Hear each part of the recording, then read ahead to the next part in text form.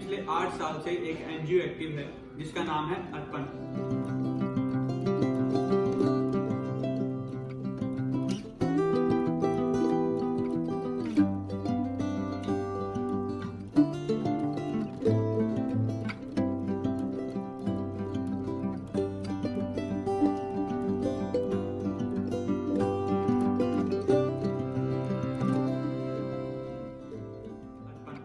उन्हीं के एक मेंबर मिस मोनिका शर्मा हमारे साथ हैं।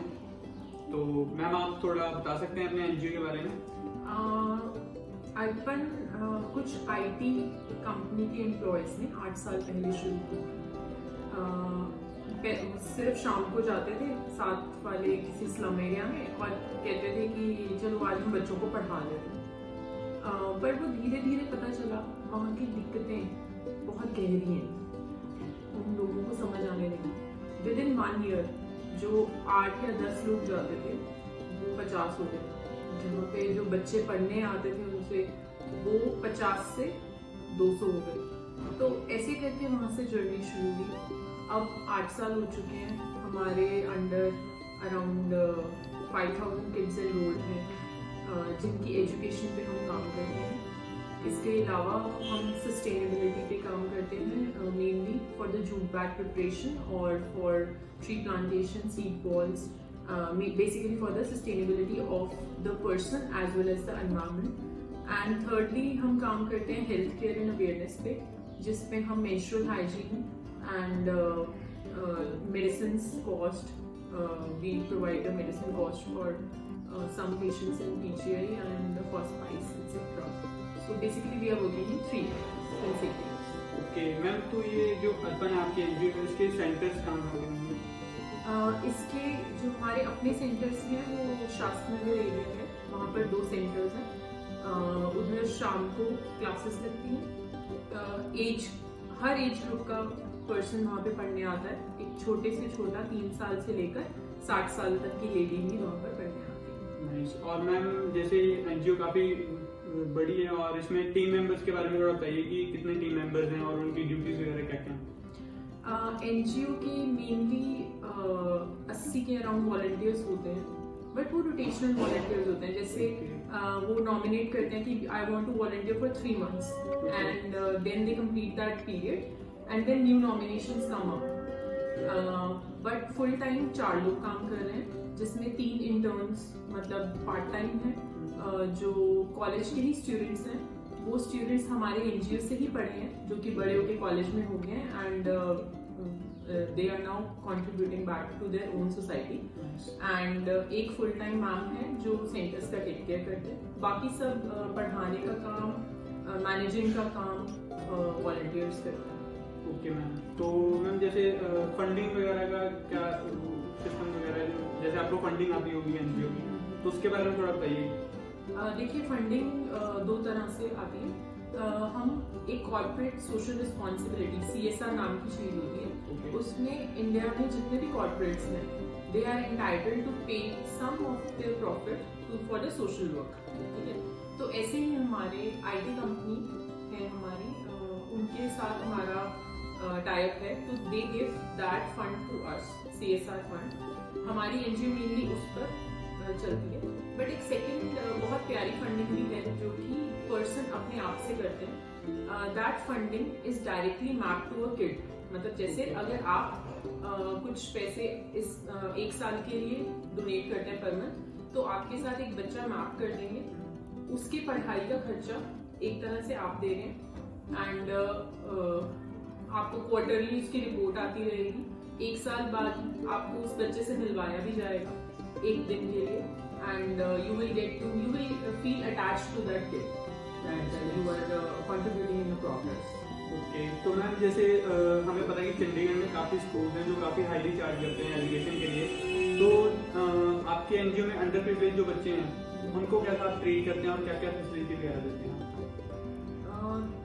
देखिए हमारे पास ज्यादातर जो बच्चे हैं वो मंडी में काम करते हैं या फिर मतलब माइग्रेंट लेबरर्स के बच्चे हैं, तो they basically go to the nearby government schools. ठीक है, maximum of them are enrolled but some of them are not enrolled. Okay, So we take classes in the evening, but we try to help the kids in the schools itself, as we have collaboration with the education department, and we have 10 schools, government schools with us. So we run our programs in the government schools as well for the kids over there.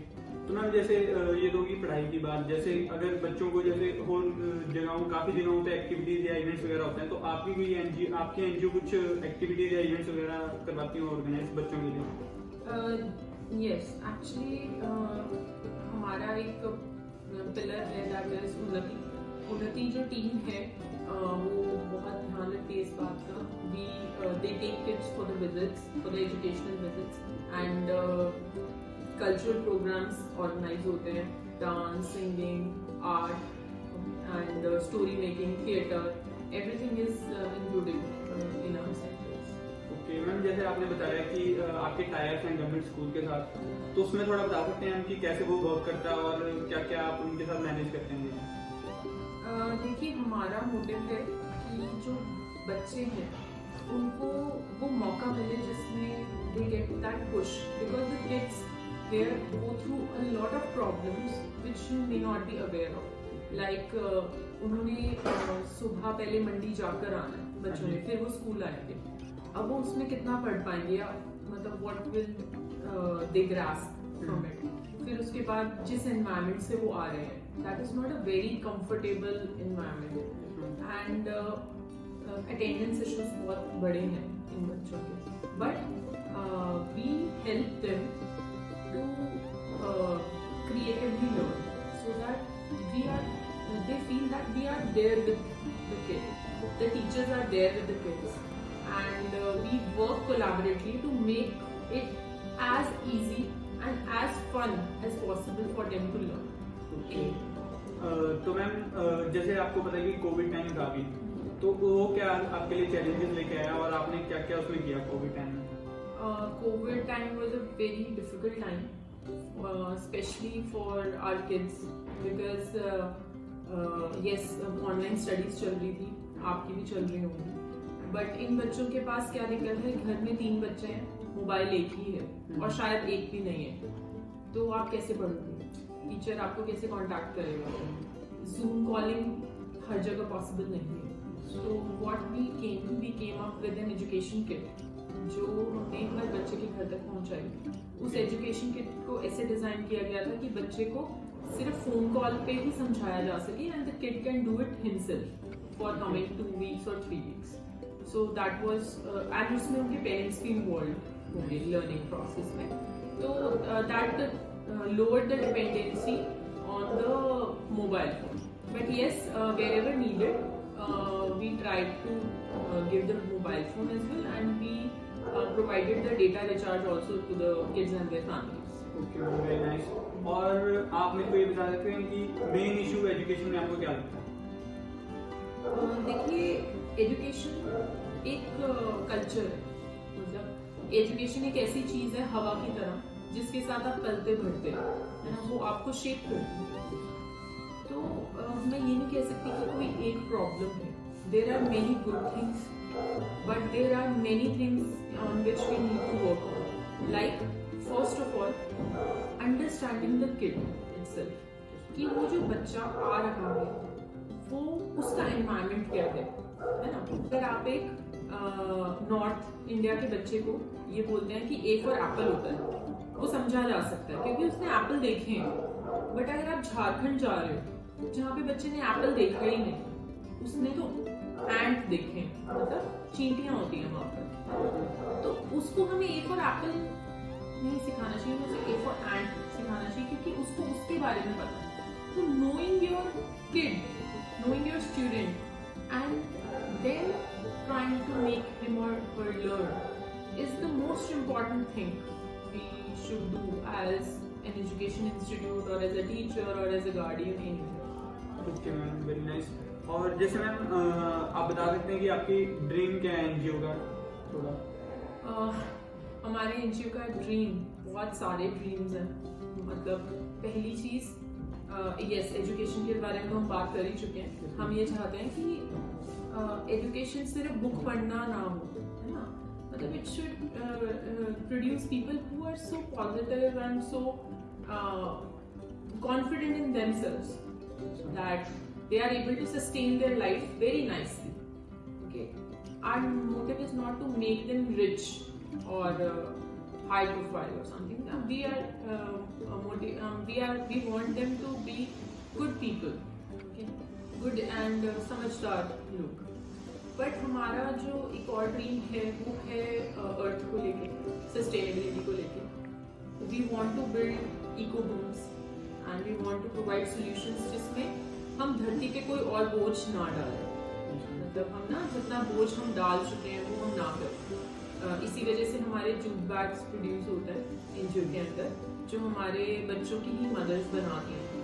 तो they are paid for that thing and we are completely against usage of anything that harms the earth. तो वो हमारा एक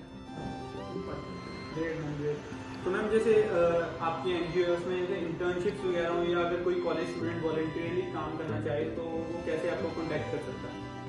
देखिए NGO में दो तरह के लोग काम करते हैं, एक ऑन फील्ड एक ऑफ फील्ड. ऑन फील्ड आप दोनों तरह कंट्रीब्यूट कर सकते हो. ऑन फील्ड में you come to the field for some duration, for example 1 month, 3 months, 6 months, 1 year, depending on the project you are going to work on. देन जो off field है उसमें आप मेनली डेटा के ऊपर काम करते हो, मेलर्स बनाने पे, पीआर टीम के हिसाब से काम करते हो, या फिर आप बच्चों के रिपोर्ट कार्ड्स बनाने में उनकी एनालाइज करने में व्हाट इज गोइंग ऑन. तो वो आप ऑफ फील्ड काम कर सकते हो, आप अपने घर पर भी कर सकते हो. तो अभी रिसेंट हमारे साथ बहुत सारे स्टूडेंट्स इन्वॉल्व हैं. Last year the students of government college in ID sector 50 went to the schools to take the urban test and they checked that test and provided us the reports. So this kind of work also is done. Okay ma'am, very nice. और जैसे आपने बताया कि आपके NGO different तरीके से आप पढ़ाते हैं बच्चों को, तो आप कुछ एग्जांपल्स दे सकें कि आपके पढ़ाने का ढंग और दूसरों को पढ़ाने का ढंग कैसे डिफरेंट है?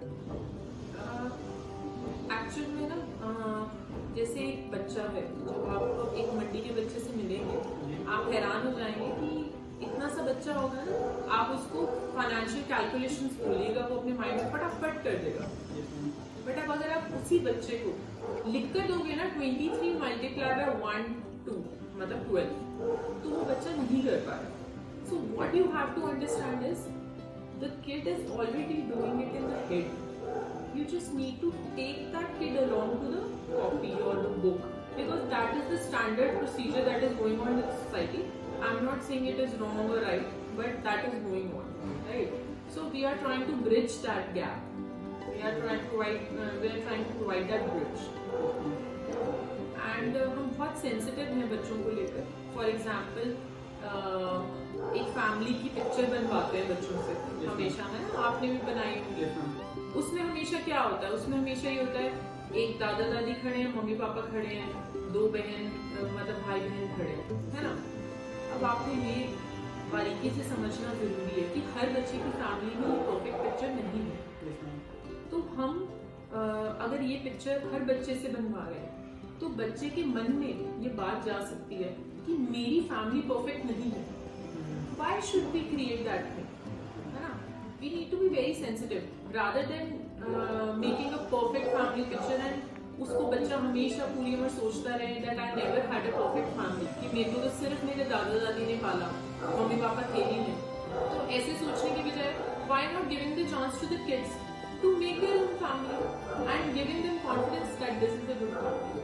So it is like understanding the person more. Great ma'am, great. तो मैम जैसे आपको कांटेक्ट करना तो आप उसके लिए थोड़ी डिटेल दे सकते हैं, आपको कांटेक्ट कैसे करें? Yeah, sure. And we would love to be contacted for this. You can contact us on our Facebook page. You can drop a message there, and we will try to contact you back as soon as possible. Okay, ma'am.